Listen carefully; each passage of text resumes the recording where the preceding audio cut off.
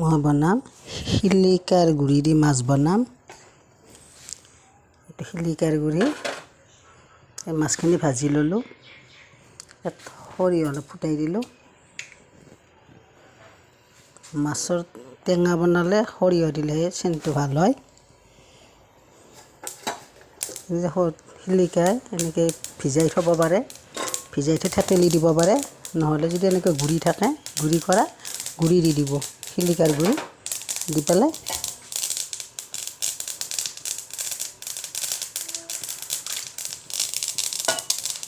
কোনোবাই যদি আলু খায় আলু দিব, আলু নাখালে অলপ পিঠাগুড়ি দি দিব পানী দি গুলি, তেতিয়া টেষ্টি হৈ যাব। ভাজি দিলে চাই ল'ব কিমানখিনি দিলে, বেছি দিলে চেহাটো টেঙা বেছি হ'ব পাৰে, আপোনাক যিমানখিনি লাগে সেই হিচাপে দিব।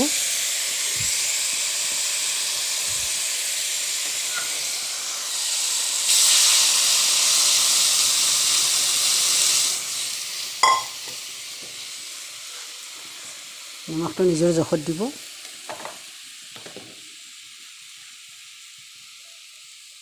হালধি দিব আৰু একো মছলা দিব নালাগে।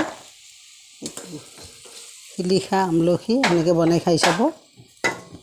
মোৰ ইয়াতে শিলিখা আছে আৰু আমলখিৰ গুড়ি আছে, আৰু নহ'লে অকল শিলিখাও এনেকৈ গুড়ি কৰি থ'ব পাৰে, নহ'লে গোটা শিলিখা ভিজাই থৈ পেলাই থেতেলি দিব পাৰে।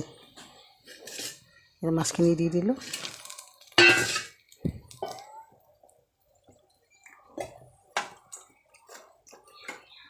অকণমান পিঠাগুড়ি অকণমান দি দিছোঁ, এতিয়া অকণমান থিৰ হ'ব, নহ'লে পাতলা পাতলা হৈ থাকিব যে। নিজৰ জোখত দিব যিমানখিনি দিয়ে।